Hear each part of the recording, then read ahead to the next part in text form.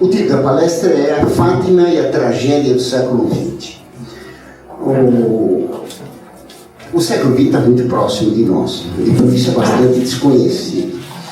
Eu creio que muito pouca gente saberia fazer, mesmo nas faculdades de História, um esquema, principalmente nas faculdades de História, um esquema dos principais fatos do século XX. Eles sabem que teve uma guerra atômica, que teve bomba atômica, mas a Primeira Guerra Mundial, por exemplo, é um mistério, ninguém sabe nada da Primeira Guerra Mundial. Está vendo como ela manda? Então, ninguém sabe ao correto o que aconteceu entre 1900 e 1939, é uma coisa nebulosa, mais ou menos como o período carolíngio, ou dos reis cabeludos indolentes lá dos francos, no século V, século VI. Então, vamos ver um pouquinho do século XX também. Mas primeiro tratar genericamente o que foi Fátima. As aparições de Fátima, quer projetar esse negócio? Como é que é? As aparições de Fátima, elas têm um caráter único na história. Elas têm um caráter histórico, a aparição de Fátima tem um caráter histórico inédito. Não existe nada na história igual a Fátima, nem no Antigo Testamento, nem no Novo. É uma aparição de Nossa Senhora que Deus manda ela intervir na história, e intervém de uma maneira claríssima, como nunca nenhum profeta fez, e como ela também. Já não está aí? Cadê? Mas esse negócio parece um vídeo da lamparina. É uma intervenção como nunca nenhum profeta do Antigo Testamento fez, como nenhum santo fez, e como ela mesma, Nossa Senhora, jamais fez. As aparições de Fátima, então, elas têm um caráter singular. As aparições de Fátima são curiosas, elas não são em proveito das crianças. Não tem nada que ver com a vida espiritual daquelas criancinhas que vão ficar santas depois. Mas em Fátima, até as aparições, elas nem rezavam o texto direito. Porque para brincar, rezavam Pai Nosso, Ave Maria, Ave Maria, Ave Maria, Ave Maria, Ave Maria, Ave Maria, Pai Nosso, Ave Maria, Ave Maria, para poder brincar rápido. Então não eram crianças santinhas, elas vão ficar muito santas, mas não eram. As aparições de Fátima para elas não foram para elas. As aparições foram para o mundo e para a igreja. Para o mundo e para a igreja. Aqui tem um primeiro paralelo que eu não marquei aqui no índice, porque o Vaticano II, convocado por João XXIII em 62, foi feito principalmente para o mundo e depois para a igreja. Ele disse claramente que o concílio não foi feito para a igreja, mas para o mundo. Então Fátima é trajeto do século XX. Já saiu ao século com um acento errado. Desde sair em cima do o acento italiano precipitado chegou antes que o século. Né? Então explicando isso aqui. Fátima, primeiro, fato único na história. Ele é diferente das aparições dos santos do passado. Quando Nossa Senhora aparecia aos santos, aparecia para dar alguma graça especial para aquele santo. Então, para São Bernardo, para uma porção de outros santos, Nossa Senhora falava àqueles santos visando o aperfeiçoamento daquela alma, ou visando o aperfeiçoamento de uma ordem religiosa. Por exemplo, quando Nossa Senhora apareceu a São Simão Stock dando um escapulário, era para dar uma garantia de que a Ordem do Carmo não pereceria e que a Ordem do Carmo cresceria no futuro. Não pereceria nunca. E dando um privilégio a quem usasse escapulário, era prometia não se perder, tendo confissão na hora da morte. Quando apareceu São Bernardo estava cantando o hino, como chama o hino? Ave Maria, e tem um momento que a estrofe diz: mostra-te essa madre, mostra que és minha mãe. E a estátua de Nossa Senhora, se apareceu Nossa Senhora mesmo, disse para ele: mostra primeiro que você é meu filho. Mas era uma frase para ele, para a santificação dele. Assim, muitas aparições de Nossa Senhora na história, visando a santificação de uma pessoa, ou visando a orientação e a santificação de um grupo religioso. Em Fátima não tem nada disso. Em Fátima, ela não visa, em primeiro lugar, a santificação das crianças. Ela visa a conversão do mundo, ela visa a salvação do mundo e combater os erros daquele tempo. e vamos ver depois quem são. Então são aparições completamente diferentes do passado. Também muito diferentes das aparições do Antigo Testamento. No Antigo Testamento, quando Deus aparecia aos profetas, ele aparecia de modo glorioso, mesmo a Moisés não podia contemplá-lo de face. Diz que ele contemplou de costas, vendo pelo ombro. Aparecia uma grande luz, eles ouviam a voz de Deus, mas as aparições e as profecias daqueles grandes profetas eram extremamente vagas. Se a gente lê as profecias de Isaías, agora que foram realizados os fatos, por exemplo, a profecia de Isaías da crucificação de Cristo, ou então o Salmo 21 de Davi, no Salmo que fala da crucificação, agora fica fácil de compreender, mas naquele tempo era uma coisa extremamente vaga.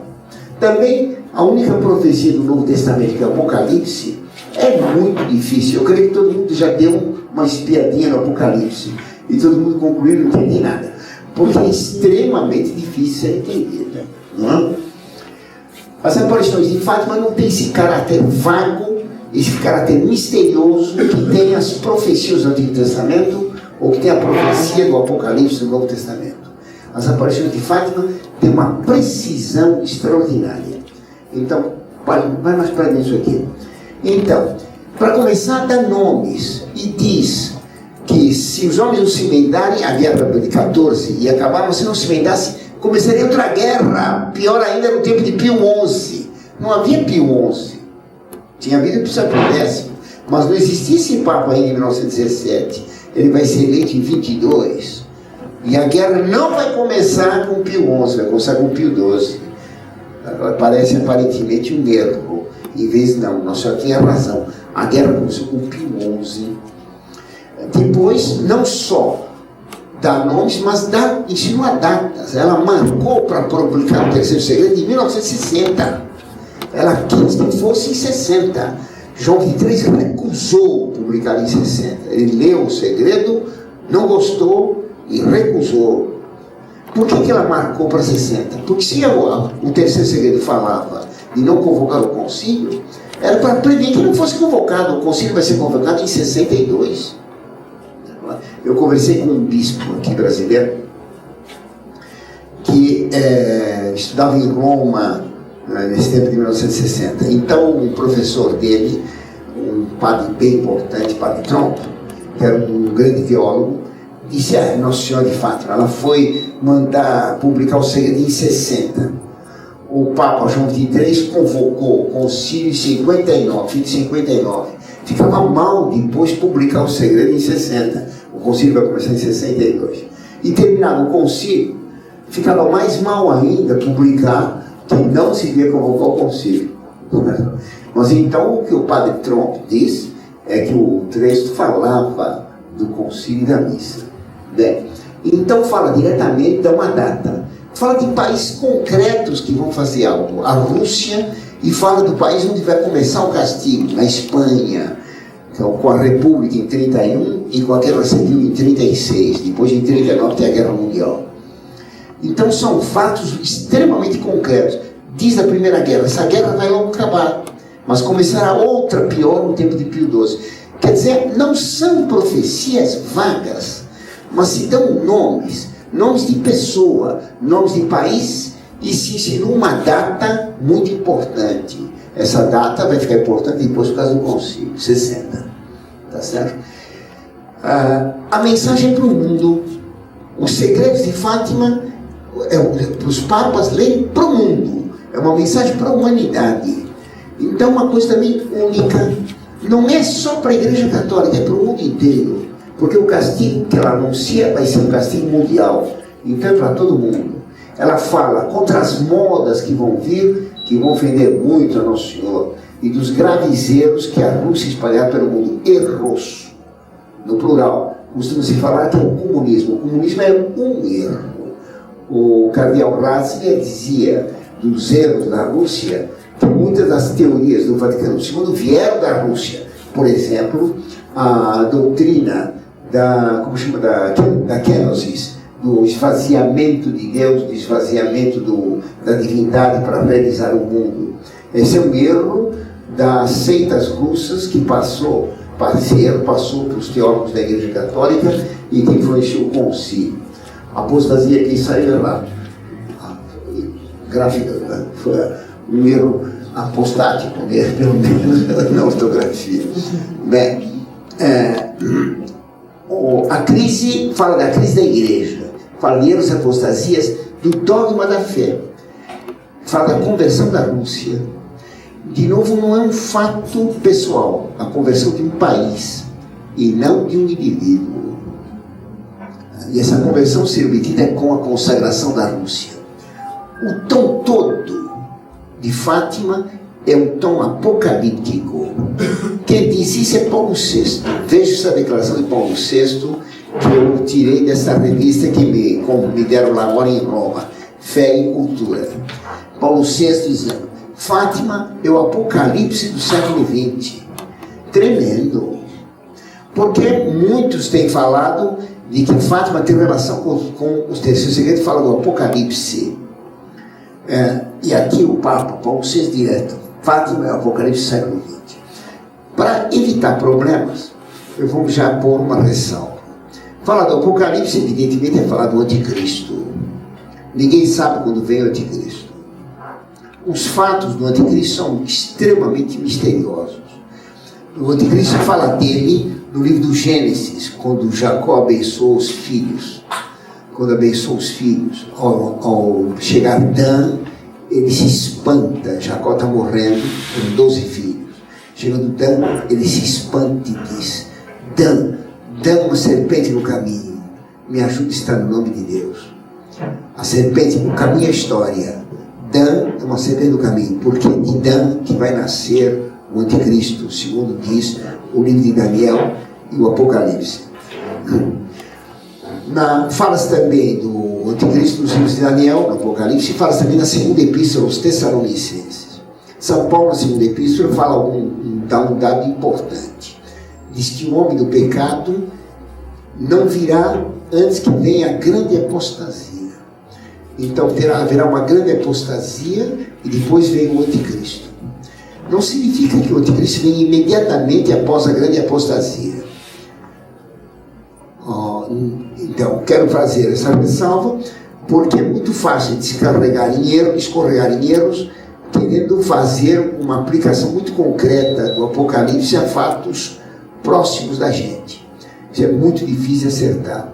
Assim, por exemplo, o São Vicente Ferrer, no século XV, ele dizia que ele era o anjo do Apocalipse e que ia chegar naquele tempo o anticristo. Esse santo é o homem que mais fez ressurreições de mortos, mais de 400. Quer dizer, um taumaturgo, um homem com uma capacidade de uma santidade enorme e um poder de fazer milagres impressionante. E ele errou na questão do Apocalipse, julgando que o Apocalipse era no tempo dele, e não foi. Como ele errou também com o Papa verdadeiro, ele apoiou um falso Papa, depois se arrependeu. Mas enfim, não quero dizer que o anticristo vem agora. Na minha opinião, que não vale nada, nesse ponto especialmente, que ninguém sabe, na minha opinião, o anticristo não vem agora. Nossa Senhora diz que, por fim, meu Imaculado Coração triunfará. E o milagre do sol que ela fez indica também uma vitória muito grande.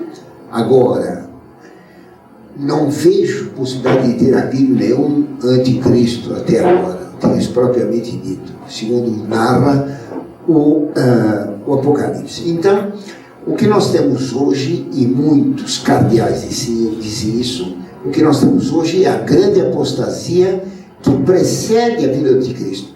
Mas preceder pode significar séculos. Já se deu o fato da grande apostasia, mas que vem o anticristo já, isso não é certo.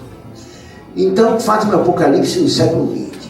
É importante que Paulo VI tenha dito isso, porque ele é extremamente suspeito na questão, porque ele é um grande homem, ele e João III, os grandes papas do concílio. Pode ir para adiante. A procissão de Fátima é marcada por um milagre espetacular, anunciado com mês de antecedência, o milagre do sol. o sol cai em zigue-zague, o mundo todo que estava assistindo aquilo era de 70 mil pessoas, e o milagre foi visto a dezenas de quilômetros de Fátima. Essa queda do sol foi espantosa. O sol girava como louco, dançava como louco, diziam as crianças, e caía em direção à terra em zigue-zague, para a direita e a esquerda. Depois se deteve, continuou girando, lançando labaredas coloridas para todo lado, e no final voltou atrás. Essa queda do sol, evidentemente, é um símbolo. O sol não caiu fisicamente, não tem cabimento. Foi uma visão milagrosa. As pessoas viram a queda do sol. No sol apareceram depois as imagens da Sagrada Família, de Cristo carregando a cruz às costas, depois Nossa Senhora do Carmo vitoriosa. Os 3 mistérios: gozosos, dolorosos, gloriosos. O sol caiu. O que é o sol? O sol é a igreja. A igreja é o sol do mundo. Assim como o sol ilumina e dá calor, que mantém a vida, assim a Igreja Católica ilumina todos os homens com a sua verdade. A igreja é o sol do mundo. Cristo é o sol de justiça. A igreja é Cristo misticamente. Então a igreja é o sol da justiça e da verdade no mundo. Ela que dá a iluminação para todos os homens compreenderem o que é certo. Assim como o sol nos permite distinguir as coisas, a igreja que permite distinguir os fatos verdadeiros dos falsos, o bem e o mal, a verdade e a mentira. A igreja caiu em direção à terra. O sol é 150 milhões de vezes maior que a terra. O sol cair em direção à terra é um absurdo. Se não caiu, se caísse nós estávamos todos estorricados. Isso não aconteceu. Era só uma visão. O que significa essa visão? A terra, na Sagrada Escritura, é o homem. O sol cair em direção à terra é a igreja cair em direção ao homem. O Vaticano II, diz Paulo VI, alguns acusam o Vaticano II de ter sido antropocêntrico, que caiu no antropocentrismo, em direção ao homem. Se desviou para o antropocentrismo, diz Paulo VI. Desviou não, quis. O Vaticano II quis ser voltado para o homem. E por isso ele termina o concílio dizendo: o humanista do século XX reconhecia pelo menos isso. Nós também somos cultores do homem. Quer dizer, na igreja também tem o culto do homem. A igreja só tem o culto de Cristo, não o homem. A igreja quer servir a Deus, salvar os homens, mas não servir o homem.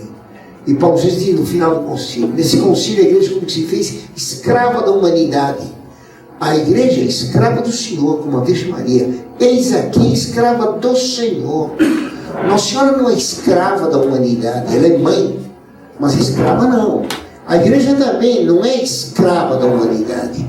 Esse título horrível dado por Paulo VI à igreja destrói toda a realidade da igreja católica. A igreja é serva de Deus, não serva da humanidade. Nós também temos muito homem. E quando os homens chegaram na Lua, não com os Boeing do Sampaio, quando os homens chegaram na Lua com foguetes lá, Paulo VI correu à Rádio Vaticana e disse: glória ao homem nas alturas. O homem que era rei da terra e agora é príncipe dos céus. Glória ao homem nas alturas, parafraseando o cântico dos anjos para Jesus Cristo. Glória a Deus nas alturas. Glória ao homem nas alturas. Glória ao homem. A Escritura diz o contrário. Maldito o homem que confia no homem. E está no capítulo 2 do Evangelho de São João que Cristo não se fiava neles, porque sabia o que veio do coração do homem. Porque não é nada que entra no homem que torna o homem impuro, diz Nosso Senhor, mas o que sai do coração do homem. O que sai do coração do homem, diz Nosso Senhor, são os adultérios, as mentiras, as fraudes. O coração do homem é um poço de maldade. Essa é a realidade. Essa é a realidade. Cristo, Nosso Senhor, veio para nos curar o coração. O Sagrado Coração de Jesus, ele nos diz isso, tipo que nós o imitemos, porque ele é manso e humilde de coração. Não é elogiando o coração do homem. Se nós somos ser mansos e humildes de coração, é que nosso coração é bravio e rebelde e não tem humildade nenhuma, mas o coração é cheio de orgulho. Tá claro? Toda lama que não sai pelos olhos e pela boca vem do coração. Então, o sol cair em direção à terra é o sol cair em direção ao homem. É o Vaticano II que caiu em direção ao homem. Caiu em zigue-zague. Em zigue-zague. Porque o que nós vemos depois do século do Vaticano II é a igreja, os católicos, caírem em zigue-zague. Ou vão em direção à divinização do homem materialmente, glorificando a razão humana acima de tudo, é o racionalismo, a razão entende tudo, ou vão no oposto, a razão não entende nada, o irracionalismo. O que é o racionalismo depois do Vaticano II? A teologia da libertação, que é marxista e racionalista. É o culto do homem da teologia da libertação. A teologia da libertação cultua o homem. Os sermões hoje só falam de dinheiro, produção, terra. O avião estava com a Ivone e tinha um padre atrás de mim, falando com 2 paraguaios. Foram 10 horas de conversa, ele falando apenas da produção no Paraguai, no Brasil, nos Estados Unidos, da riqueza, dos operários, dos camponeses. O padre não falou uma vez a palavra de Deus. Uma vez. Para ele, o bem do homem é o estômago. Como diz o Papa no livro Jesus de Nazaré, eles são como o demônio do deserto, pedindo para Cristo transformar as pedras em pão, porque o importante é encher o estômago do homem. E nosso Senhor diz, nem só de pão vive o homem. Nem só de pão vive o homem. Essa gente só fala como se o homem fosse um tubo digestivo para ser preenchido. Só fala em técnica, em ciência e progresso material. É a ciência, a razão que vai salvar tudo, e não o verbo de Deus. Pelo outro lado, nós temos a renovação carismática, que repele os erros da teologia da libertação, mas que cai num delírio de irracionalidade, o mais completo do blá blá blá, estúpido, que dizem ser o dom do Espírito Santo, e que depois eles ensinam com uma técnica, como no IAS se ensina em inglês. Se é dom, você tem ensinamento. Se tem ensinamento, é uma técnica. Então, claro que ninguém entende. A renovação carismática é a Babel do século XX. Então, de um lado, nós temos a teologia, onde todo mundo falava, ninguém se entendia. Né? Então, nós temos de um lado a teologia de libertação racionalista e de outro, em zigue-zague, o irracionalismo da renovação carismática. O homem, a igreja caiu em direção ao homem, em vez de elevar o homem em direção a Deus. A queda do sol mostrava isso. E depois do Vaticano II acontecia isso. Então esse milagre do sol é um milagre único também na história. Quer dizer, jamais Deus fez um milagre tão grande assim. Para os judeus ele abriu o mar vermelho, mas fazer cair o sol, visto por milhares de pessoas, e só para nós. É para uma época podre e seca que Deus fez um sinal no céu. Os fariseus diziam para Nosso Senhor, faz um sinal no céu. Ele dizia, não, para vocês só o sinal do profeta Jonas. O profeta engolido pela baleia, ele vai ser engolido pela terra. Mas aquilo que Deus recusou fazer para os judeus, o milagre no sol, foi feito para nós. Porque a apostasia nossa, a grande apostasia, é muito pior que a apostasia da sinagoga judaica, com a gnose dos rabinos, que Cristo amaldiçoou, filhos do demônio, raça de víboras. Vós não sois filhos de Abraão, sois filhos do diabo. E quando o doutor da lei diz, mas assim ofende também a nós, doutores da lei, malditos vós também, doutores da lei. Se tivesse certos padres, hoje diríamos que falta de caridade de Jesus Cristo. Malditos vós também, doutores da lei. Que Nosso Senhor falava claramente, dando nomes aos bois e dando nome às jararacas. Os filhos de jararaca. Bem, então, o milagre foi recusado para os judeus, foi dado para o século XX, quase como que um último recurso, para ver se os homens se emendavam. Não se emendaram.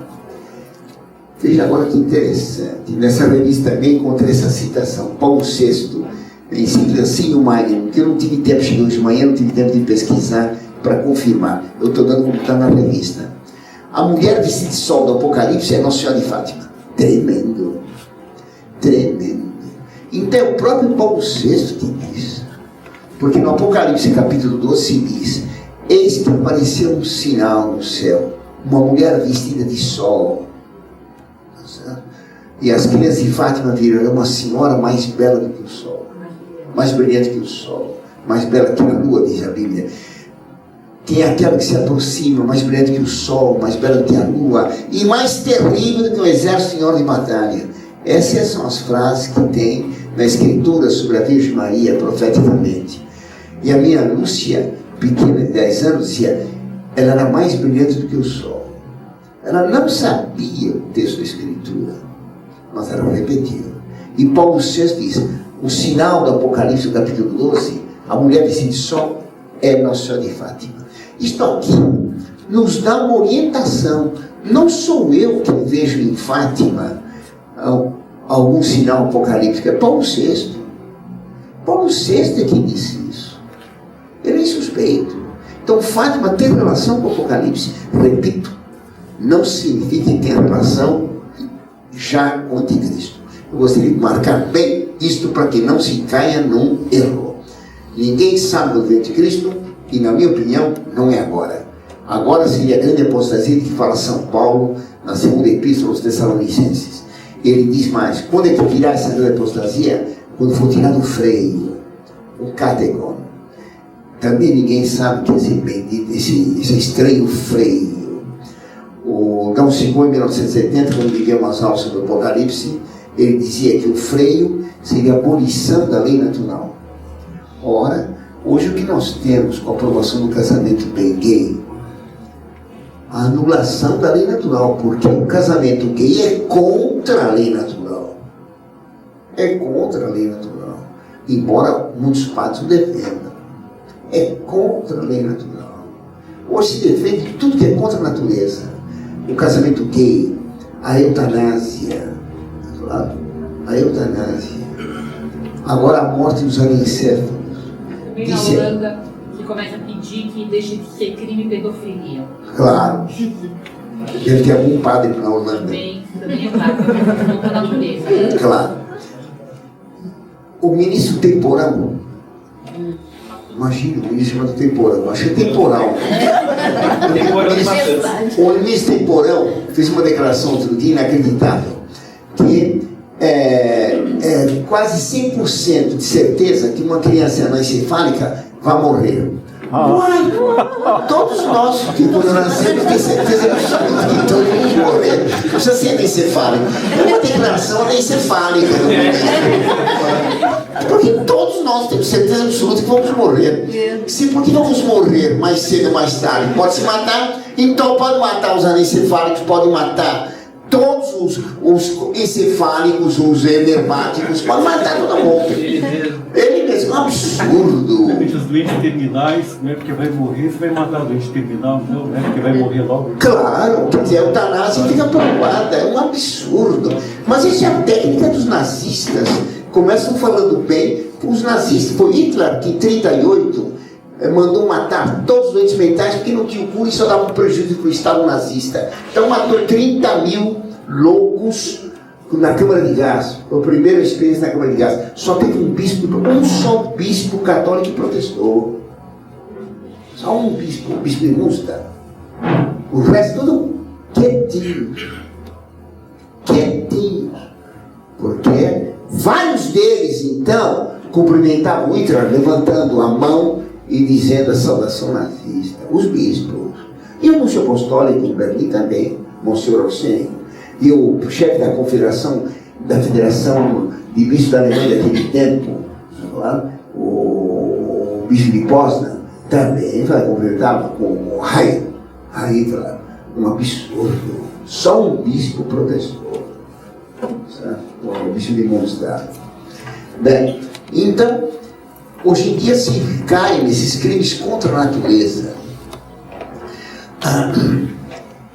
Então, a mulher vestida de sol é Nossa Senhora de Fátima. João Paulo II. Declaração em 15 de 10 de 1986. O mundo está vivendo o capítulo 12 do Apocalipse, que começa assim: apareceu um grande sinal no céu, uma mulher vestida de sol. E depois continua, e apareceu um dragão vermelho, que com sua cauda arrastou 1/3 das estrelas do céu. Certo? E diz mais. Uma estrela caiu do céu, e lhe foi dada a chave do poço do abismo, e ela abriu o poço. O que quer dizer estrela no Apocalipse? O que quer dizer estrela na Sagrada Escritura? Estrela era, naquele tempo, o meio usado pelos navegantes para se orientarem. Eles não tinham a bússola. Não tinham os chineses inventando a bússola ainda. Não é isso? E São Paulo disse, uma estrela caiu do céu. A estrela era usada pelos navegantes para se orientarem no mar. Era a estrela que dava, principalmente a estrela polar, que aponta sempre para o norte. Ela está em cima do Polo Norte. Então, todos os navegantes do hemisfério norte se guiavam pela estrela polar. Então, a estrela guia os navegantes do mar. Assim, o bispo guia os homens na terra. Uma estrela que cai do céu, um bispo que apostata. Um bispo que fica herege. Mas ele recebe as chaves. Quem é o bispo que tem a chave? O Papa. Haverá um bispo herege que vai ser eleito Papa. Ele tem o poder de abrir e fechar o poço do abismo, o inferno. E ele abriu o poço. E continua o Apocalipse. Dele saiu uma grande fumaça. E Paulo VI. A fumaça de Satanás entrou no templo de Deus. Tu disseste. Quer dizer, é uma relação tremenda essa. Então, o Apocalipse no capítulo 12 fala que vai aparecer uma mulher vestida de sol, tá certo? Mas fala também do dragão vermelho que arrasta 1/3 das estrelas do céu, 1/3 dos bispos. Daí a apostasia geral. Quer dizer, o segredo do Apocalipse está relacionado com Fátima. E Fátima trata do Apocalipse. O mundo está vendo o capítulo 12 do Apocalipse. João Paulo II vê o segredo. Ele sabe o que está falando. Tá claro? Então o Papa João Paulo II, que é o grande João Paulo II, quem diz isso? O Cardeal Ratzinger, na década de 90, também, acho que foi em 94, ele disse: o terceiro segredo de Fátima jamais será publicado, pois tudo que está nele já consta da revelação. Tudo que está no segredo de Fátima já foi revelado na Bíblia. Então não precisa revelar o segredo de Fátima. A irmã Lúcia, quando ouviu isso, respondeu: sim, está no Apocalipse, capítulo 8 a 13, que fala, 12, da mulher vestida de sol, do dragão vermelho e do anticristo. A irmã Lúcia, sim, está no Apocalipse, capítulo 8 a 13, que trata de tudo isso aqui do anticristo. É tremendo. Porque quando o Papa, atual Papa, o Cardeal Ratzinger diz, tudo que está já consta da revelação, dá a entender que é na Bíblia. Mas a palavra revelação em grego é Apocalipse. E a irmã Lúcia então dá, capítulo 8 a 13. Quer dizer, o Ratzinger, ele usou uma palavra dupla. Está na revelação, está no Apocalipse. O segredo de Fátima trata do Apocalipse.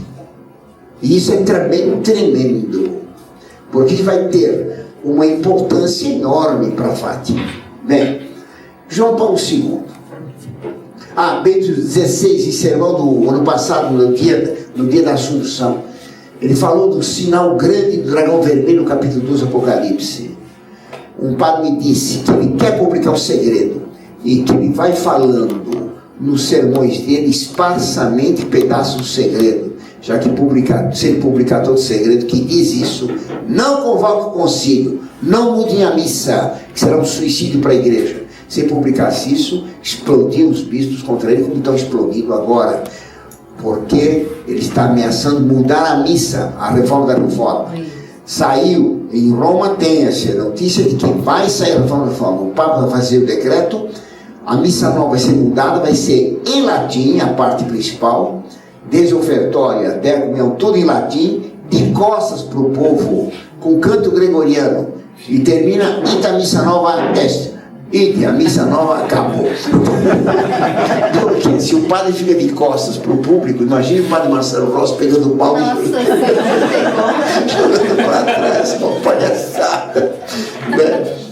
João Paulo II, olha essa declaração de João Paulo II. Eu creio que isso aqui É a coisa mais interessante que tem. Nós nos encontramos hoje enfrentando a mais grave crise da história. A mais grave crise histórica que a humanidade jamais conheceu. Não creio que a comunidade cristã, em sua... eu copiei errado. Tenha plena compreensão disso. O que está acontecendo diante de nossos olhos é o combate final entre a igreja e a anti-igreja, entre o evangelho e o anti-evangelho, entre Cristo e o anticristo.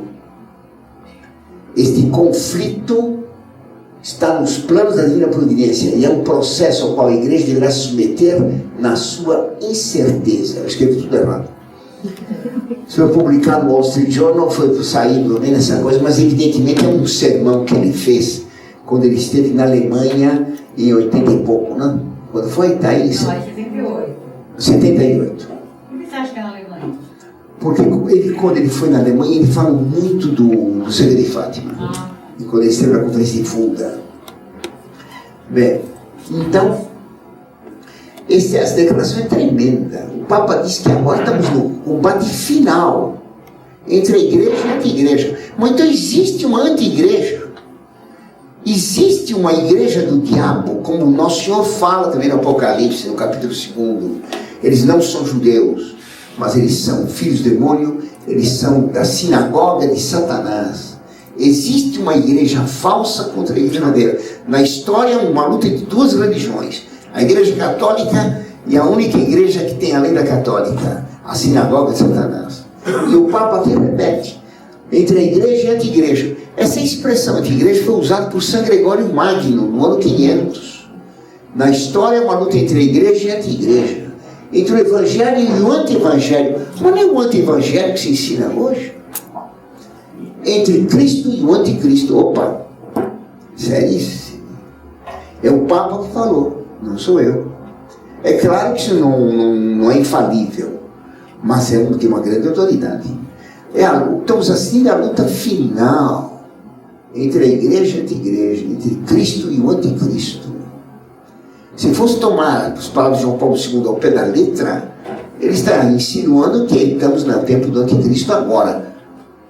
Não repito, eu não creio que o anticristo venha agora. Mas é claro que João Paulo II tem muito mais autoridade e peso. Ele não diz o anticristo que vem agora, mas fica muito marcada a ideia que o anticristo pode vir agora. E quando vier o anticristo, diz a Sagrada Escritura, se não fossem abreviados os tempos, Deus justo salvaria. A confusão hoje é total. A confusão é total. Na esquerda, há lutas tremendas. Vocês viram hoje, me chegou uma notícia das primeiras que eu peguei, uma carta de um Thomas Balduino dizendo que precisa acabar com todas as igrejas, porque Deus não gosta de ter templos. Deus recusava ter templos. Ele mandou de Salomão fazer um templo, mas quando é o Thomas Balduino não tem que ter templos. Então, o que vale é o homem, não os templos. Uma confusão enorme na esquerda. Na direita nem se fala. A direita vive brigando, uns contra os outros. Então a Fraternidade Sempre Décima é contra o IBP é contra Cristo Rei contra São Pedro contra isso, todo mundo contra Monfort contra todo mundo. Então, beleza. Ninguém se entende no mundo. Ninguém se entende. Não há duas paróquias com a mesma missa. Ora, a missa é a expressão da fé. A lei da oração, a lei da fé. Você não tem duas paróquias com a mesma missa, não tem duas paróquias com a mesma fé. Quem que vai à missa hoje que acredita em tudo que a igreja ensina? Quem que acredita, quando que sai das igrejas, que deve se obedecer aos mandamentos? Quem acredita que tem o inferno eterno? Ninguém acredita em mais nada. Outro dia um bispo que combateu o aborto dizia que o aborto vai contra o 8º mandamento, não matarás. Um bispo, quer dizer, como criança que não sabe tabuada, ele não sabia os 10 mandamentos, o bispo. O 8º mandamento é não matarás. Qual seria o 5º, né? Não jogue na Mega Sena. Umas bobagens enormes, uma ignorância, uma confusão total.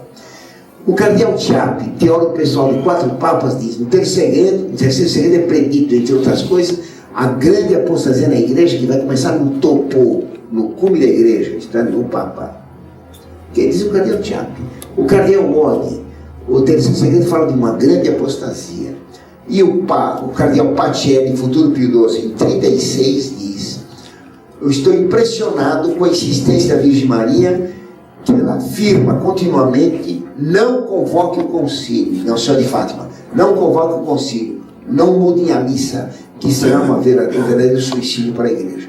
Então, Fátima, ela trata do grande, maior problema da história, um problema ligado ao anticristo, um problema do Apocalipse. Trata da crise da igreja. O primeiro segredo de Fátima fala da morte e das perdas das almas na Primeira Guerra Mundial. No segundo fala da destruição de nações. O terceiro segredo vai falar da igreja. Indivíduos, nações, igreja, óbvio. Tem que falar da igreja. Por isso fala-se continuamente de um Papa. Todo mundo no segredo fala do Papa. A visão publicada em 2000 pelo Papa João Paulo II, a visão do terceiro segredo, mostra um Papa saindo de uma cidade arruinada, a igreja, subindo a montanha com a cruz, o Calvário, isto é, a missa. E quando o Papa sobe para rezar a missa de sempre, ele é morto, junto com cardeais, bispos, padres e tudo mais. Isso vai acontecer. Nós estamos assistindo os fatos mais terríveis da história. Nós temos uma situação que Deus nos colocou. Deus não nos fez nascer na Idade Média, nem no século XIX, nem no século XV. Nos fez nascer no tempo de Fátima, para que nós façamos alguma coisa com Nossa Senhora de Fátima. Nós temos a obrigação de compreender essa mensagem, porque nós vamos participar da ação que Nossa Senhora pede. Primeiro rezando o terço, depois combatendo os erros da Rússia, os erros que ela espalhou por todo o mundo. Vamos ver agora o século XX, que fatos importantes teve e como nós podemos organizar. Então, eu vou colocar aqui uma lista de fatos para que nós tenhamos uma compreensão depois de como classificar esses fatos. Então, o século XX ele começa em 1901 e vai até o ano 2000. Não é isso? Bem, como é o século XX?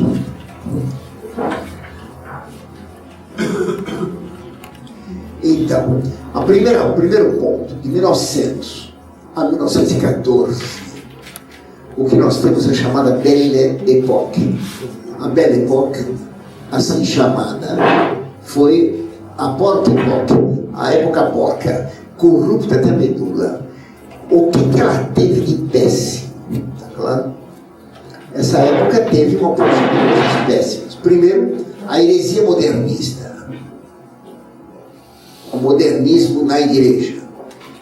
Em 1902, foi publicado o livro de Loisy, O Evangelho e a Igreja, que vai fundar a heresia modernista que vai triunfar no Vaticano II. Tá claro? Já em 1902. Essa época também, ela é a época da arte moderna, o modernismo na arte, que é a mesma coisa que o modernismo na igreja.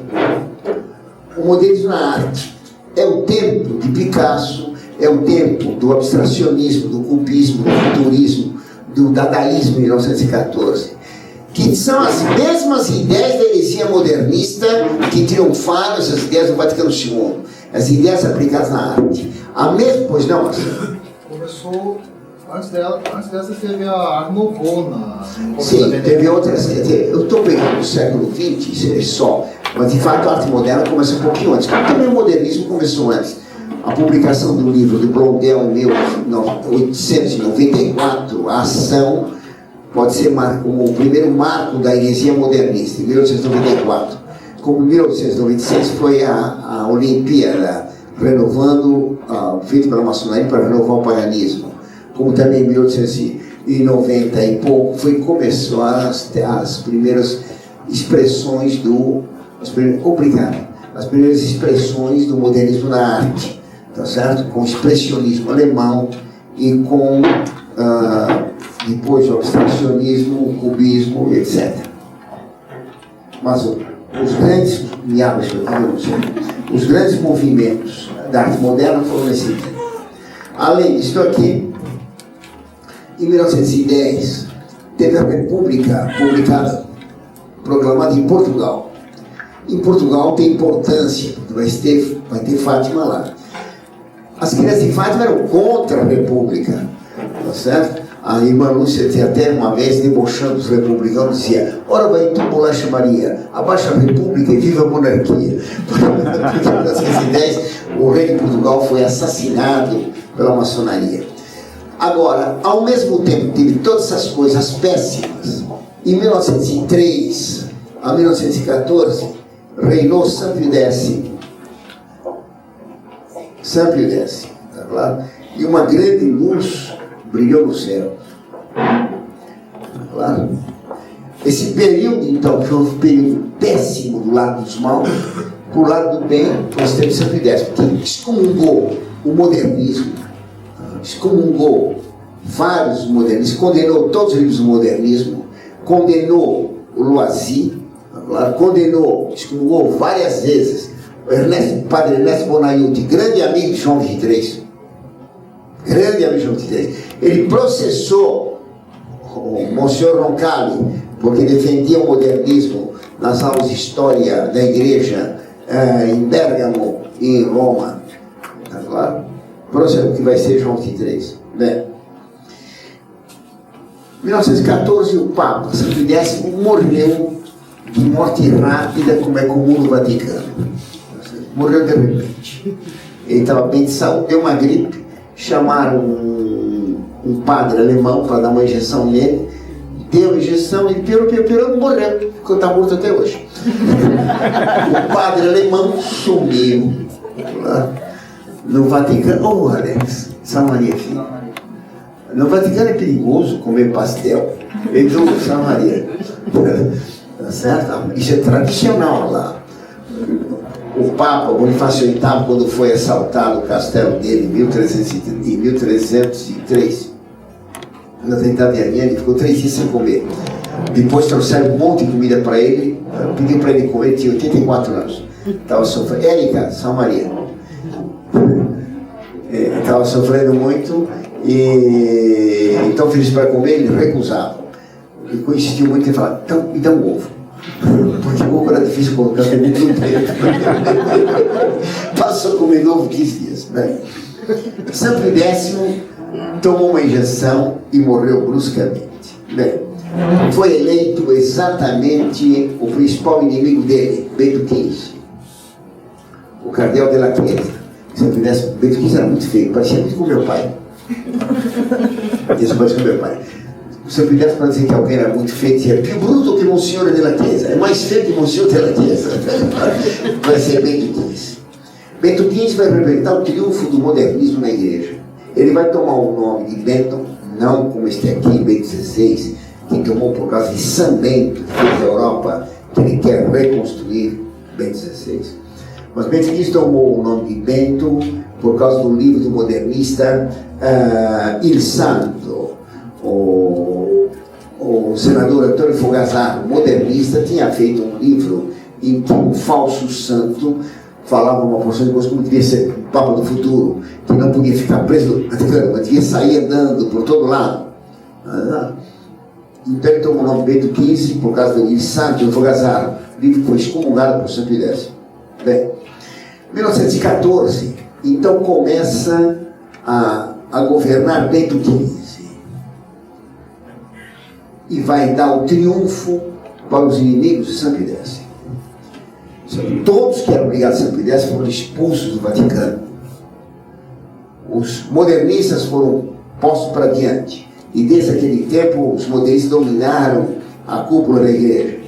Começou também a Primeira Guerra Mundial, de 1914 a 1918.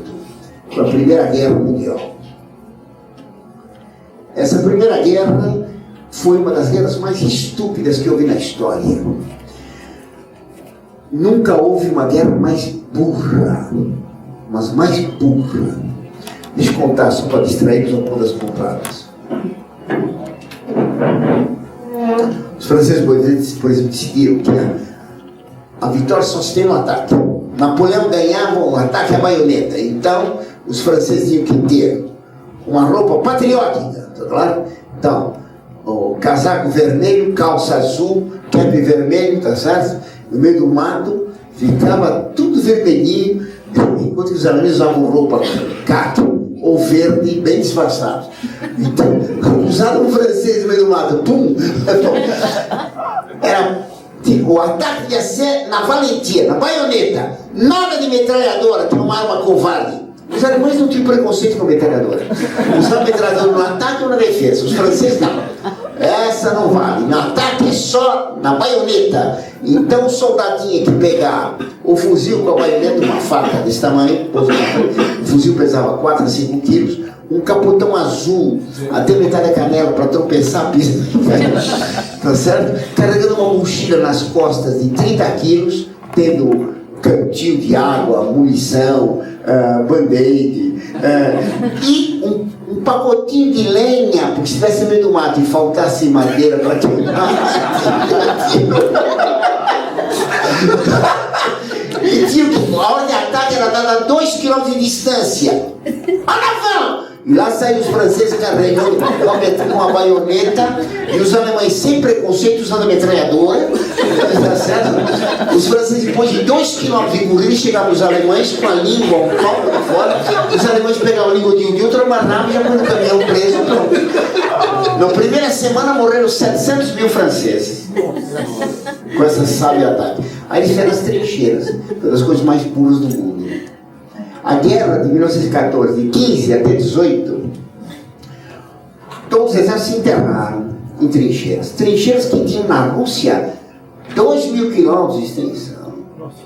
No fundo da trincheira acumulava-se resto de comida, sujeira, poça d'água, rato morto, feridos que apodrecendo, ou mortos apodrecidos. Ou do teu pai de outra trincheira.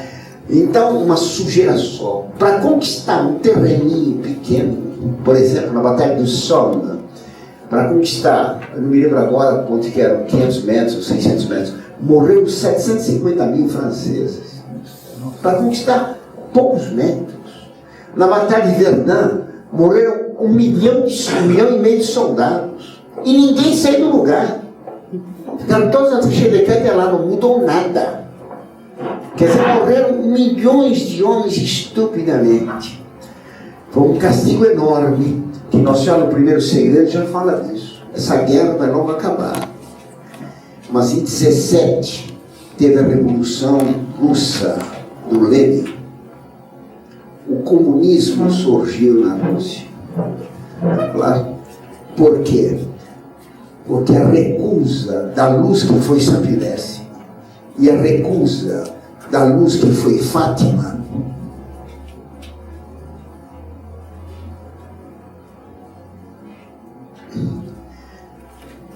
dava esse primeiro castigo. Por quê? Porque estou falando da recusa da luz. Dom Bosco, numa das profecias dele sobre o nosso tempo, ele diz: uma grande luz brilhou no céu. Os homens recusaram essa luz, por isso fizeram trevas espessas que se podiam palpar. Essa, segundo minha interpretação, é exatamente a recusa do que ensinou Santo Décimo e Nossa Senhora de Fátima. A luz que iluminou a igreja foi Fátima e Santo Décimo. Os dois foram recusados. Santo Décimo foi assassinado. Agora, no túmulo dele, está lá do corpo dele no Vaticano. De um lado tem a estátua de Bento XV, inimigo dele, e do outro Bento XVI, do outro tem João XXIII, a estátua de João XXIII, que ele processou como modernista. E atrás de João XXIII aparece de óculos Paulo VI, inimigo dele também. Então, no túmulo de Santo Décimo tem os inimigos dele ao lado, triunfantes, no Vaticano. Agora, lá na frente está o corpo de João XXIII, intacto. Um padre amigo meu falou lá para os padres: mas como é que vocês põem esse cadáver aqui de João XXIII como se fosse um milagre e é falso? Ele foi embalsamado. Então reclamaram violentamente. Como na Rádio Vaticana? Como vocês publicaram? Deu para eles o documento da Rádio Vaticana contando o embalsamamento de João XXIII. que não tem nada de milagre, mas é postular para o público pensar que ele é santo e milagroso. Como tem lá o corpo de São Josafá e o corpo de São Cridécimo. Um absurdo.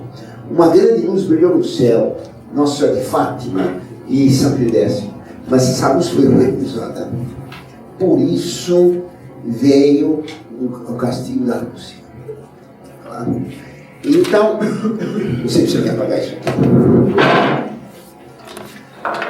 Essa Primeira Guerra Mundial, ela vai trazer, então, com a Revolução Russa, uma praga maior. O totalitarismo, tudo bem, Francisco? O totalitarismo moderno, que tem o nascimento com Lenin na Rússia, um demônio. Quem fez a Revolução na Rússia? Os Estados Unidos. O Banco Comlev de Nova York, que financiou a Revolução Russa. Quem aprovou foi o presidente dos Estados Unidos, o Wilson. Quando todo mundo rompeu com Lenin, o Wilson apoiou e deu logo de cara $300 milhões para manter o comunismo na Rússia. Então, nasce Lenin, o Stalin, em 1922, em 17, né? Em 22, o Mussolini toma poder na Itália, com apoio do rei da Itália, Vítor Emanuel, com apoio das autoridades do Vaticano naquele tempo, Pio XI, para combater o comunismo. Quando Mussolini fora sempre anarquista, 10 anos, ele foi diretor do jornal Avante do Partido Comunista. E em 33 sobe o poder o Hitler. Quem votou para o Hitler ser eleito chanceler faltavam 83 votos. Quem deu os votos para o Hitler subir? O Partido Católico Alemão, presidido por Monsenhor Kass, que recebendo ordem do secretário de Estado daquele tempo, votou a favor do Hitler e depois votou a entrega de todos os poderes do Hitler, a suspensão da Constituição Alemã, e depois, quando o Hitler exigiu que todos os partidos fossem fechados, o primeiro partido a se fechar foi o Partido Católico, o Partido do Centro, liderado por Monsenhor Kass, que fechou o Partido Católico e fugiu depois para Roma, abandonando a Alemanha em poder do Hitler. Quer dizer, os católicos traíram, aprovando os católicos. Os bispos, esquerdistas e modernistas, é que puseram o Hitler no poder. Não foram só eles. O Hitler subiu também com o apoio de toda a juventude do Partido Comunista, que o Stalin mandou votar no Hitler, porque o Stalin admirava o Hitler. E o Hitler dizia que o homem mais admirável do mundo era Joseph Stalin. Tá claro? O problema do partido nazista é exatamente do partido do PT. O partido nazista chamado Partido dos Trabalhadores Alemães. Depois se chamou Partido Nacional Socialista Operário Alemão. Era o PT da Alemanha. Então o comunismo e o nazismo são irmãos gêmeos. A subida do totalitarismo com toda essa gente aqui vai trazer um novo castigo. Nossa Senhora de Fátima anunciou dizendo que o castigo começaria na Espanha. Eu estou misturando aqui já a aula para terminar mais rápido. Começa na Espanha.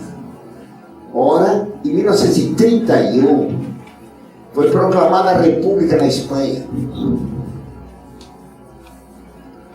Como é que foi proclamada a República? Teve eleição de vereador. Na Espanha foi feita eleição de vereadores em 1931. O partido do rei, o partido monarquista, ganhou em toda a Espanha, menos em Madrid.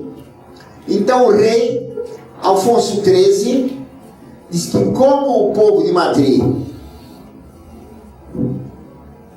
Alfonso XIII, Trezará da Espanha, 13, Alfonso XIII, como perdeu a eleição de vereadores de Madrid, disse que ele renunciava, como é que é? Ele se dispensava do cargo. Demitir. Não se demitiu, não. Só se dispensou. Pegou o trem e foi embora. Então, a República nasceu desse forfé do rei. A República comunista. Quem tomou poder, evidentemente, não era o Partido Comunista. Era o Partido Radical. o partido da escola normal. O primeiro-ministro Azaña era chamado monstro católico. Quer dizer, na Espanha, todos somos católicos, inclusive os ateus. Esse fulano era homossexual. Ele foi o presidente, o primeiro-ministro da Espanha, mas quem dirigia tudo era o Partido Comunista minúsculo. Era a Federação Anarquista da Espanha, hispânica, chamada FAI, que tinha desorganizada, não é? Contra todo o governo, tinha 4 milhões de membros, uma população de 30 milhões de habitantes, 4 milhões eram da FAI, vamos tratar disso depois. E começou o massacre do clero. Então os anarquistas dinamitavam as igrejas, e dinamitavam o padre. Os mineiros anarquistas pegavam uma banana de dinamite na boca do padre, acendiam, e lá subiu o padre para o céu. Claro, explodiu o padre. Ou então amarrava os pés do padre no para-choque com o caminhão ia correndo, o padre com a cabeça no chão, ia se batendo a cabeça, ia sendo esfolado, no final ficavam 2 tocos de perna pendurados no para-choque.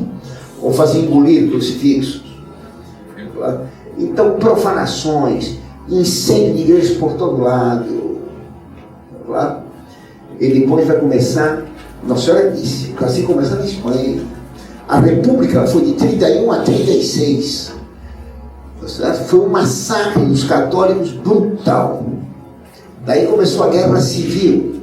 A Guerra Civil, o Papa era Pio XI. Guerra Civil em 1936 a 39. Morreu 1 milhão de espanhóis. Uma guerra civil monstruosa. Claro. Por que isso? Porque em 1929, a irmã Lúcia escreveu uma carta a Pio XI, dizendo que Nossa Senhora pedia a consagração da Rússia Imaculado Coração. Pio XI respondeu: dizem que eu sou vigário de Cristo. Se eu sou vigário de Cristo, por que não fala comigo diretamente, em vez de mandar recado para os baby pastores? E não consagrou a Rússia. A Rússia fez a guerra na Espanha. Vieram comunistas de todo mundo, as brigadas internacionais, claro, comunistas inteiros dos Estados Unidos até o Extremo Oriente, todo mundo participando da guerra. A Guerra Civil Espanhola foi no tempo de Pio XI. A guerra, a segunda, se os homens se ligarem, virá um castigo maior, que começará na Espanha no tempo de Pio XI. Porque essa guerra, os fascistas mandaram uma tropa, os nazistas mandaram blindados, mandaram também tanques de guerra, mandaram também aviação, a Legião Condor. Então foi uma espécie de treino para a Segunda Guerra Mundial. Mas nem assim a coisa se arrancou. Subiu Franco. Como em Portugal tinha o Salazar. Fascistas, tá certo?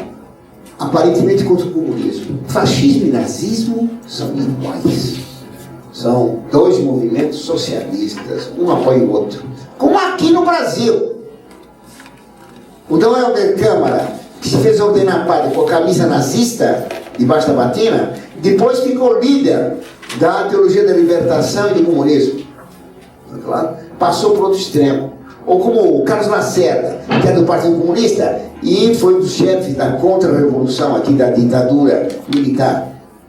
A ditadura militar que tinha, de um lado, o Partido Comunista fazendo revolução, não é?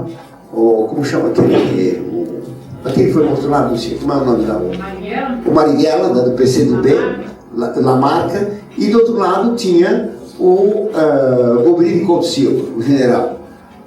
De um lado estava Dom Arnes apoiando os guerrilheiros e do outro o Golbery de Couto Silva. Só que os dois eram amigos, o Golbery e o Dom Arnes. O chefe dos militares e o chefe dos outros eram os dois amigos. A esquerda e a direita são muito amigas. A direita é sempre bastante canhota. A direita é sinistra. Tá percebendo? Da Guerra Civil vai começar a Segunda Guerra Mundial. A Segunda Guerra Mundial foi feita para dar um triunfo ao comunismo. Vai ser dado uma parecer da Segunda Guerra mostrando a relação com Fátima, de modo que eu não vou tratar como Nossa Senhora atuou nessa guerra, principalmente nos fatos de 1942, quando Pio XII fez uma consagração do mundo a Nossa Senhora de Fátima, mas não a consagração da Rússia. Então Nosso Senhor Jesus Cristo aparecendo para a Rússia disse isto, que embora não tivesse sido feito o que a mãe dele tinha pedido, por causa que foi feita alguma coisa, a consagração do mundo, seria dada ao mundo alguma graça. E por isso o Hitler afundou em 42. Houve as vitórias surpreendentes de Alamein, de Midway, no Pacífico, e de Stalingrado, na Rússia. Vitórias estranhas, vitórias maçônicas, curiosíssimas, que mudaram todo o comportamento da guerra. Mas com a guerra, a Rússia triunfou. A Rússia dominou o mundo inteiro. Eu tenho papel aqui. Tá aqui? A Rússia acabou dominando o mundo inteiro. Quer dizer, continuava havendo uma grande expansão do mal, um grande castigo. Terminou a guerra com a bomba atômica.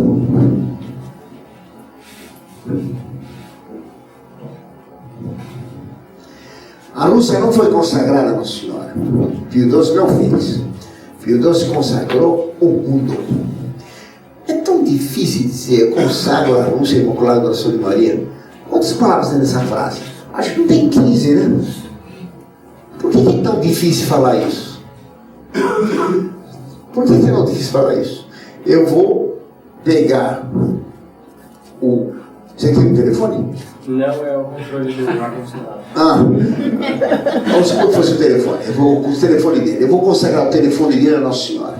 Eu tenho direito de consagrar o telefone dele a Nossa Senhora? Tenho? Posso ou não? Pode? Eu posso consagrar meu telefone a Nossa Senhora? Isso eu posso. Mas o dele não. O dele é dele. Eu posso consagrar meu... O dele é dele. Eu posso consagrar meu tempo, meus livros, tudo que eu faço, tudo a Nossa Senhora. Mas não posso consagrar as propriedades do imperador a Nossa Senhora. O imperador é intocável. Nem o ministro mexe nele. Tá claro? Eu posso consagrar minhas coisas a Nossa Senhora, não as dos outros. O Papa consagrar a Rússia é afirmar que o Papa é dono da Rússia. E isso é a doutrina da Idade Média. O Papa é senhor de todas as nações batizadas. É a bula Unam Santa de Bonifácio VIII. Claro, que foi esbofeteado por ter feito essa bula. Esbofeteado com luva de ferro, aos 84 anos. Afirmando que o Papa está acima de todos os reis e imperadores.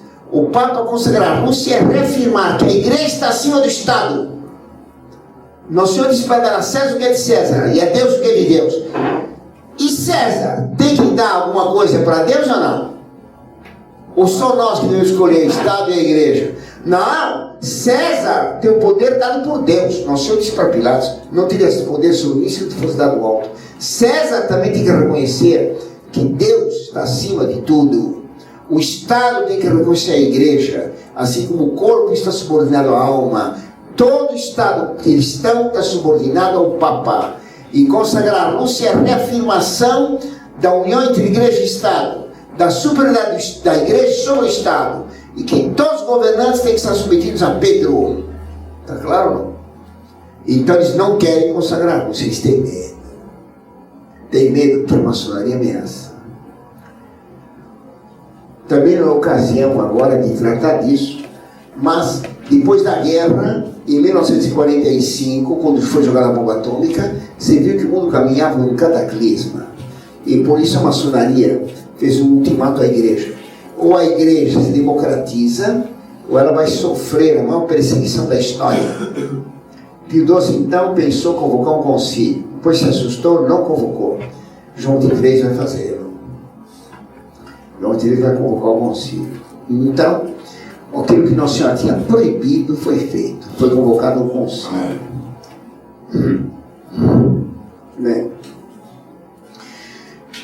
O Vaticano II foi em 62. O Vaticano II recusou excomungar qualquer heresia. João XXIII declarou que não havia mais heresias a condenar. Ele não percebeu que tinha o comunismo dominando uma multidão, meio mais da metade do mundo, porque o comunismo é uma grande heresia. Não havia heresias a condenar. Estava meio cego o homem, né? Não tinha heresias a condenar. A maior heresia da história não era para condenar: o marxismo. Foi proibido falar a palavra marxismo. João XXIII fez assinar um acordo com a Rússia. A Rússia permitindo que viessem teólogos lá da Rússia assistir o auxílio. O Papa teve que prometer, se a Rússia deixasse, não condenar nem Marx, nem o comunismo, nem o marxismo. Essas três palavras eram proibidas de falar no Vaticano II. O cardeal Tisserand foi posto, que assinou o acordo com a Rússia, foi posto no controle dos microfones. E se alguém falasse essas palavras desligavam o microfone. O comunismo não foi condenado. A igreja fez um acordo com o comunismo. O coronel Nikodin foi ao Vaticano. O coronel Nikodin era arcebispo de Leningrado. Era arcebispo e coronel da polícia secreta russa. Então, a igreja recusou condenar heresias. Foi o concílio pastoral. A igreja dizia, João XIII deve fazer um concílio para usar misericórdia, não a excomunhão nem castigo.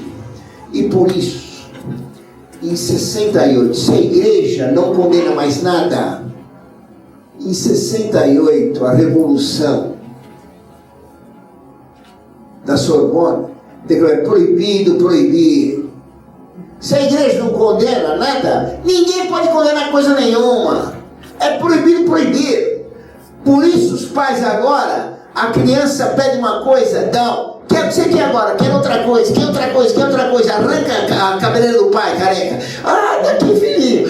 Mas não reclama do filho. O filho faz o que bem entende. Os pais não têm coragem de condenar, dizer um não para os filhos. O professor não tem coragem de expulsar um aluno da classe, ou de condenar um aluno, não tem coragem de dar zero. Ninguém condena ninguém. No Brasil, pode dar mensalão à vontade, não tem condenação. Tá claro? Ninguém condena mais nada. A condenação está condenada. Fruto do Vaticano II. Todo o permissivismo, relativismo moral que veio depois da Revolução de 68 em Paris, todo esse permissivismo é fruto do Vaticano II. O Vaticano II, tendo recusado condenar qualquer coisa, fez que no mundo a condenação fosse condenada. Ninguém condena coisa nenhuma. Em 69, Paulo VI fez a nova missa, que entrou em funcionamento no ano 70. A nova missa, a missa do homem, em que o padre das costas para o sacrário, das costas para Cristo. Agora tiraram Cristo do centro. Na França, não se encontra quase mais Jesus Cristo na igreja. Uma vez eu estava na França, não sei se estava com o Ivone ou com outra pessoa, fomos rezar o sacrário. Estava numa salinha separada, numa caixinha. Às vezes uma caixa de sapato. O Marcelo, meu irmão, esteve numa igreja lá, perguntou para uma feira: onde está Nosso Senhor? Ele vai lá. Ele está lá do outro lado, lá embaixo. Tiraram Nosso Senhor do centro. Tiraram a cruz do Calvário. Agora é uma mesa. É a ceia. Coisa condenada pelo Concílio de Trento. Cristo, fora com ele. Tiraram o Cristo do altar. Se dá comunhão como se dá uma ficha. Porque o povo é que é Cristo. Ele está no meio de nós. Não está na hóstia. Não está na hóstia. Por isso se distribui as hóstias assim como se fosse nada. Em Piracicaba, na diocese da Amazon, um padre, na hora da consagração, pegou o cálice, do cálice, aqui dentro só tem vinho, não tem outra coisa, não acredito em nada disso, só fiquei padre para ter emprego, não acredito em coisa nenhuma. Foram reclamar com o bispo, o que o bispo fez? Não dá para fazer nada. Em Limeira, lá, não no bispo atual, o bispo anterior, havia um padre lá que distribuía, dava comunhão, tinha um menino que ia comungar, levava o cachorro e dava também assim para o cachorro. Isso é condenado com excomunhão ipso facto. Excomunhão lá de sentença. dar o sacramento para animais. Não aconteceu nada com o padre. O padre deu entrevista, não aconteceu coisa nenhuma. Então, se abusa de Nosso Senhor de todas as maneiras. Na Alemanha, eu vi fotos, durante a missa, tem trapézios em cima do altar e umas moças de biquíni fazendo proezas lá, de gambitos para fora, dançando, pulando e se exibindo, e o povo prestando atenção na hóstia, né? Quer dizer, uma profanação. O que os comunistas não ousaram fazer nos países que eles dominaram, os padres permitem fazer hoje. Uma profanação contínua. Entre 1970 e 1989, 89, houve a Guerra Fria, não é? Uma luta tremenda, mas as coisas começaram a mudar. As coisas mudaram, de repente. Paulo VI, de repente, se calou em 1972. Diziam até que ele tinha sido sequestrado, tinha sido posto um falso papa, irmão gêmeo dele, parecido com ele em tudo. Uma vez um jesuíta estava dando uma conferência em Boston, e depois me deram um jantar no restaurante, um restaurante famoso, um restaurante horrível, né? Então o jesuíta falava: o senhor sabe que é professor? Quem está lá no Vaticano não é o Papa, é o sósia dele. Eu falei: o sósia. É tão parecido que tem até as mesmas ideias.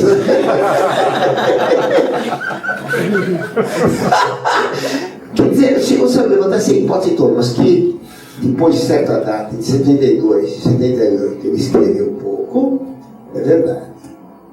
Consta que uma comissão do Vaticano é que dirigia. Depois subiu João Paulo I, que se meteu a resolver a questão do Banco Ambrosiano, um mensalão de 40 bilhões de dólares. Isso aí é para você falar até amanhã. Não, vou terminar já. 40 milhões de dólares. Quis investigar a questão, morreu. São todo mundo. Morreu. Morreu, Castelo. Morreu rapidamente. Deram um chá para ele, Quem lá é foi você? ele. João Paulo I. Depois veio João Paulo II. João Paulo II, em 1981, condenou a maçonaria. Contra a maçonaria. Estava havendo um diálogo, maçonaria Vaticano, um diálogo secreto. Foi feita uma comissão para o diálogo com a maçonaria, que ficou reunida uns 7, 8 anos. E esse diálogo resultou em nada. A maçonaria se retirou, dizendo que a igreja não queria aceitá-la. Em 81, então, João Paulo II, em março, condenou a maçonaria. Em março de 81.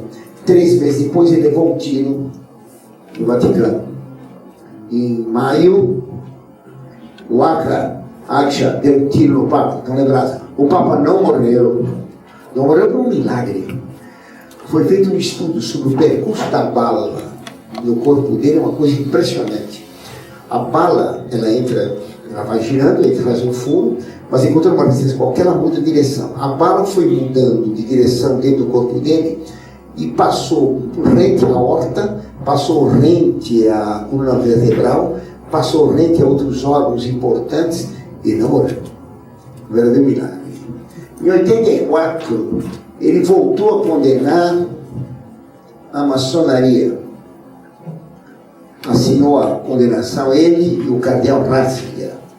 Em 82, o cardeal Ratzinger, que tinha sido modernista, em 82, fez uma reunião com 5 cardeais do Vaticano, uma reunião secreta, onde se decidiu que tinha que voltar à missa antiga em 82 e acabar com a missa nova em 82. Quer dizer, desde 82 o cardeal Ratzinger está trabalhando contra a missa nova. As coisas começaram a mudar. O cardeal Ratzinger influenciou cada vez mais João Paulo II.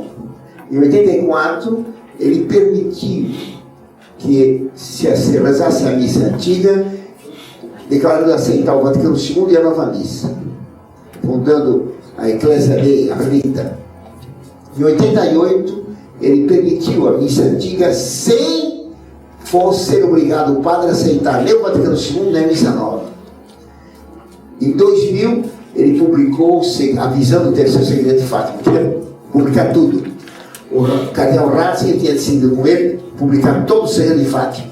O cardeal Sodano proibiu, fez uma confusão enorme e foi publicado somente a visão, sem a explicação da visão do terceiro segredo de Fátima. Então, eu tenho que terminar, infelizmente, tive que correr muito.